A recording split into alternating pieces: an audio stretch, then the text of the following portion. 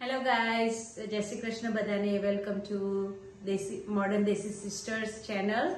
કેમ છો બધા? આઈ હોપ બધા મજામાં હશો. તો આજેની રેસીપી છે, આજે બનાવીશું પનીર ભુરજી.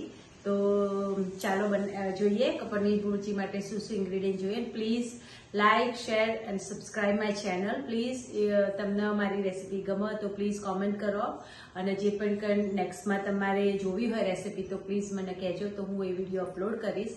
પ્લીઝ શેર બને એટલું મારા વિડીયોને શેર કરજો. Thank you guys.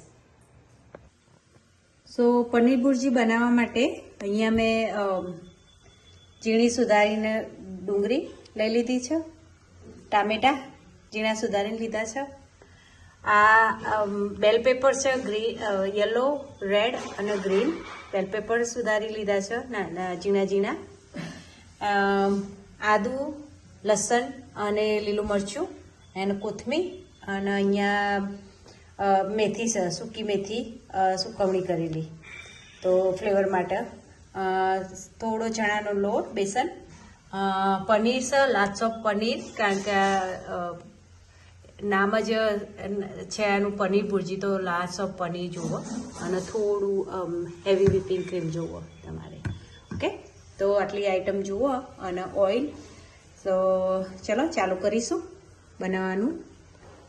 તો પનીર ભુરજી માટે ઓઇલ મૂકી દીધું છે સ્ટવ ઉપર, એને ગરમ થાય એટલે થોડું જીરું આપણે જોઈશું, તેલ આવ્યું કે નહીં એટલા માટે આપણે જીરું થોડું નાખી જોઈશું. તો તેલ ગરમ થઈ ગયું છે, તો પછી આનિયન નાખી દઈશું એમાં.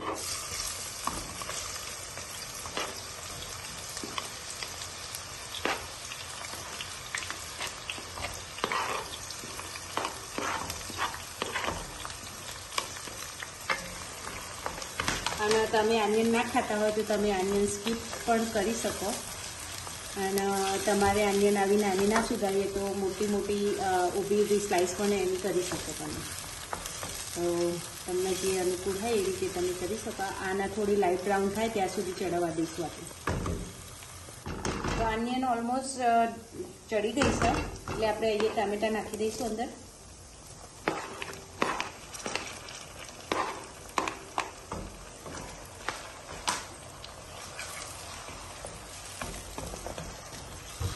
તમે ટામેટા નાખો એટલે પછી થોડું સોલ્ટ નાખી દેવાનું અંદર, તો ટામેટા ફટાફટ ચડી જાય એના માટે.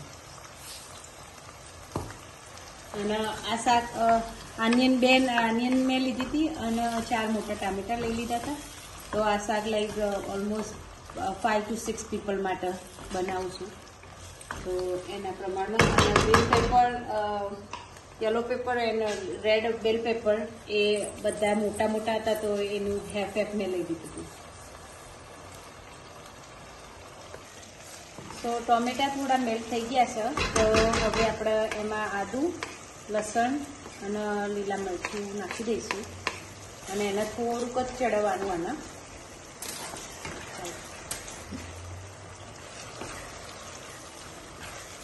અને 2 મિનિટ સુધી ચડાવવાનું.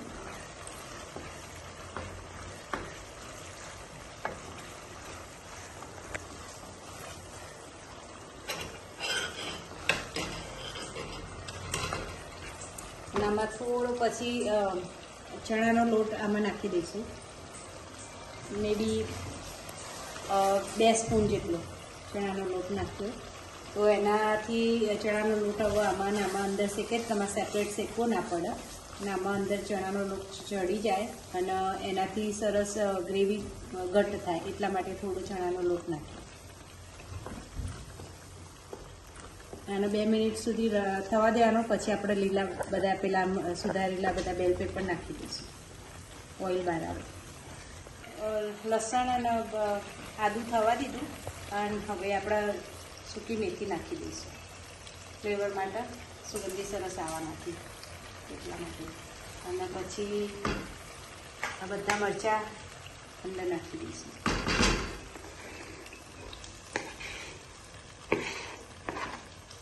તો આ મરચાંને બહુ ચડવા નહીં દેવાના, કારણ કે બહુ ચડે તો પછી પાણી છૂટે એનાથી. તો થોડીક જ વાર મે બી 5 મિનિટ સુધી આને ચડવી દઈશું. એટલે આપણે પહેલાં બધા મસાલા કરી દઈએ આમાં. તો થોડીક હળદર નાખીશું, લાલ મરચું જે તમે જે પ્રમાણે ખાતા હોય એ પ્રમાણે તીખું, પછી ધાણા જીરું અને કિચન કિંગ મસાલો. ઓકે, કિચન કિંગ મસાલો તમારી જોડે ના હોય તો ગરમ મસાલો પણ તમે નાખી શકો આમાં. અને હવે થોડી વાર ચડવા દઈશું ઓઇલ બહાર આવે ત્યાં સુધી, પછી પનીર નાખીશું.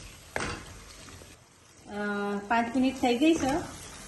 હવે જુઓ તમે એનો કલર જુઓ, કેટલો સરસ કલર આવી ગયો છે આનો, અને મરચાં પણ ચડી ગયા છે, મસાલો ઓઇલ બહાર આવી ગયું છે.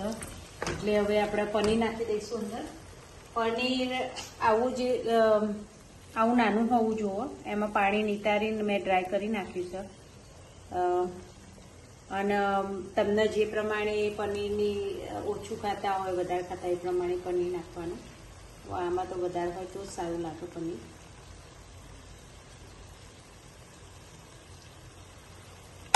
પનીર નાખી દીધું અને પછી બધું સરસ મિક્સ કરી લેવાનું.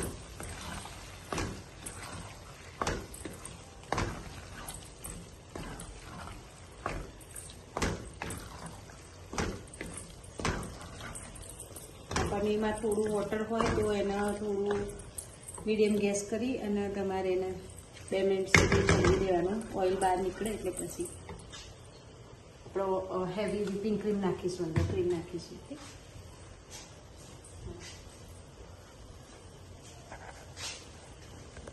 જો કેટલું સરસ દેખાય છે ગાય, જુઓ મસ્ત, એનું ટેક્સચર બહુ મસ્ત છે.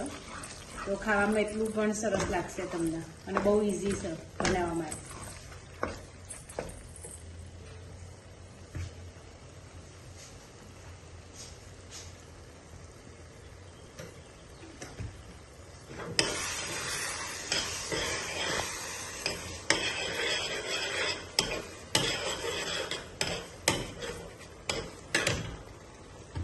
તો ચલો આપણે હેવી વ્હીપિંગ ક્રીમ નાખી દઈએ. આવી ક્રીમ નાખવાની. અહીંયા તો મર્ડર નહીં મલાઈ, એટલે આનાથી જ કામ ચલાવવું પડે. તો આપણે મલાઈ જેવું જ કામ કરે.